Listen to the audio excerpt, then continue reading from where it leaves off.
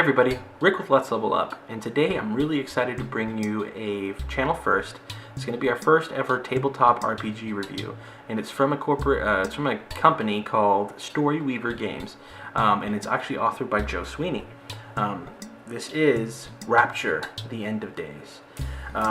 Let me just start off by saying that this is an entirely digital medium right now, and one thing that Storyweavers really want to try to accomplish is actually get this to print.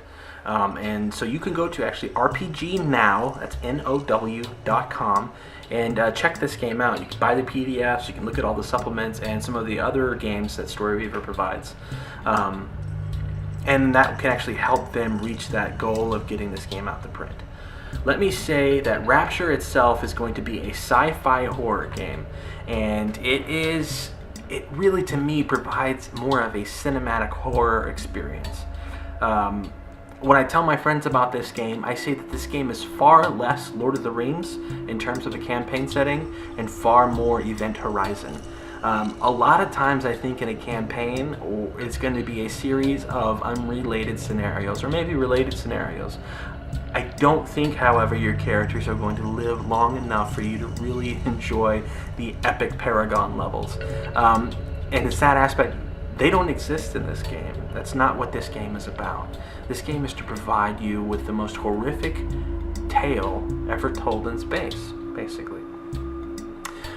So what's the gist of Rapture? Well, the name itself would indicate that we are essentially all doomed. It's kind of a very bleak story in that in 2600 AD we've colonized space, and we have actually set out and terraformed planets and moons and asteroids, and we have colonies all over space. However, God comes back and the rapture happens. Those who believe in His true word are ushered into heaven, and live blissfully from here on to eternity. However, we aren't those good guys. We are the everyman. We are the sinner. We are the ones who don't believe, and we are in space at that. Whether we're on an asteroid doing mining operations, whether we are piloting ships from a space station down to a colony, we have a specific goal and a specific faction that we're working for. Earth itself is no more. In this game, in Rapture, God is real. Satan is very real.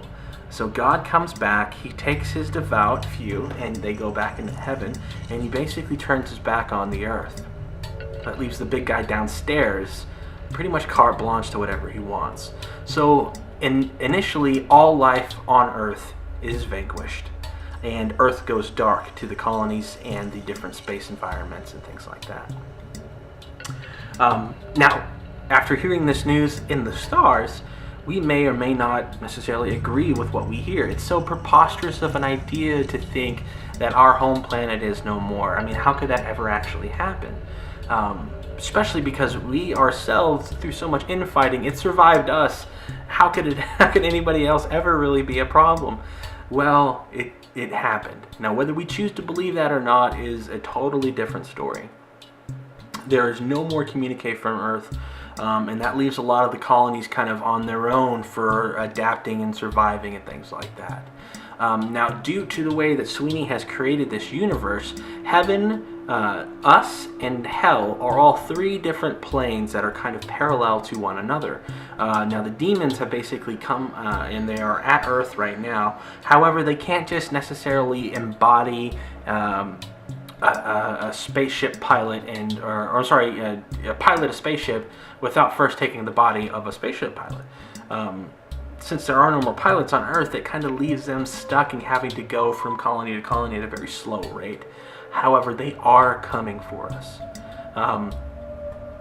This story is not going to end well for us, and that's okay. That's where the genius of this game comes in. Our characters are meant to die, and they're meant to die horrifically.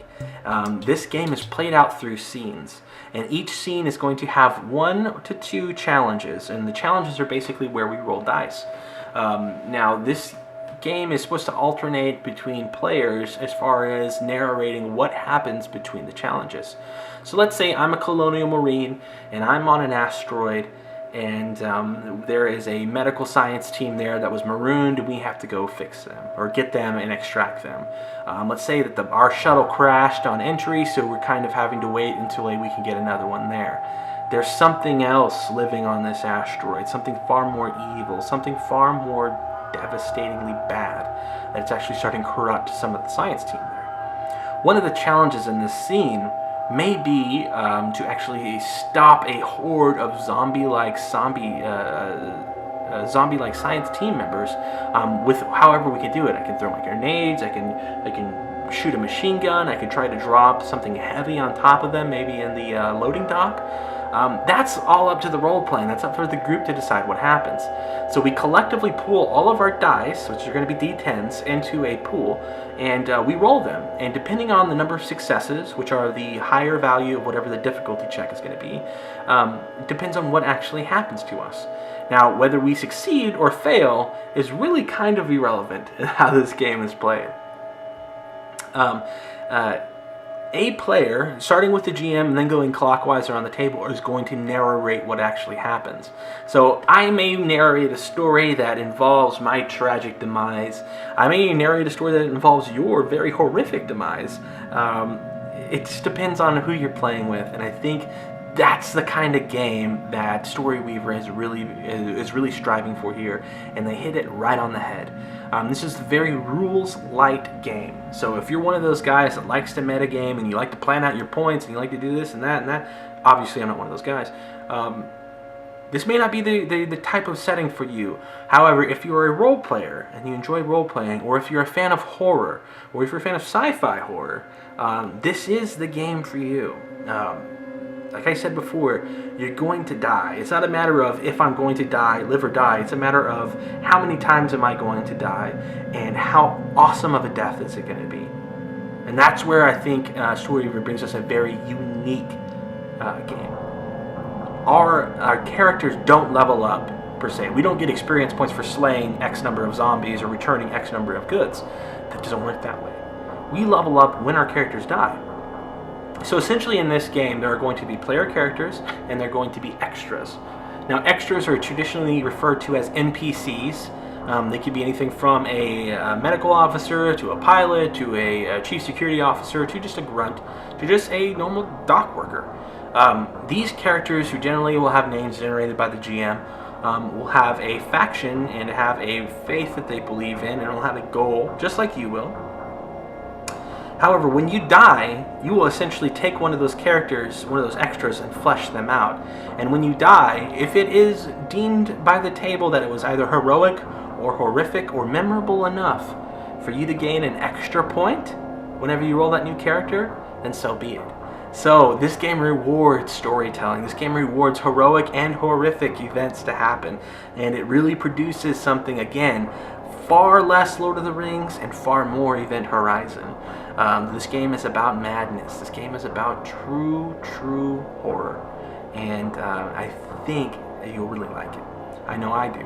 I think out of all the times I've read through the books, I can say I've gotten chills all over my body just reading some of these things, and then imagining some of the sick and twisted things I could do to my friends in this game.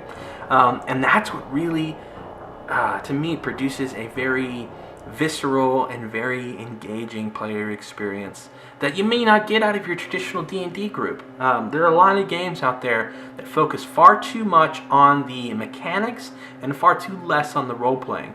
Storyweaver provides us a game that lets us do both. Or rather, focuses far more on the role-playing. Excuse me. This game is a tri-stat system. And now there are 3 stats. There's Corpus, which is your body stat, essentially your constitution and your strength. There is your Mens, which is your mental attributes, essentially your intelligence. And then there is your Potentia, which is your spirit. This is your wisdom and your charisma and essentially your soul. If any of these stats is ever drained to 0, your character dies. Corpus, if your body drains to 0 through whatever means happens, your body is destroyed. If your spirit goes to 0, you essentially lose the will to live. If your intelligence goes to 0, you become either psychotic or insane, something like that. Again, offering far more avenues for role-playing. So check this game out at rpgnow.com if you're interested in it. Again, it's called Rapture, The End of Days, and it's from Storyweaver Games. I'd like to thank Joe and Jay Sweeney for letting me look at this game. I think it's excellent, and I think it provides a lot of really, really cool ways for me to be just really a sociopath, which is, I think, at the end of the day is what I am. So thank you so much. I really appreciate it. And guys, if you like this game, please give us a thumbs up. Please check it out at rpgnow.com. And I'll provide a link here in this video to direct link to this game and some of the other games from Storyweaver. And please subscribe to this channel if you haven't already, and you can also find us on Facebook and Twitter just by going to letslevelup.net and clicking through. Thank you so much, and game on.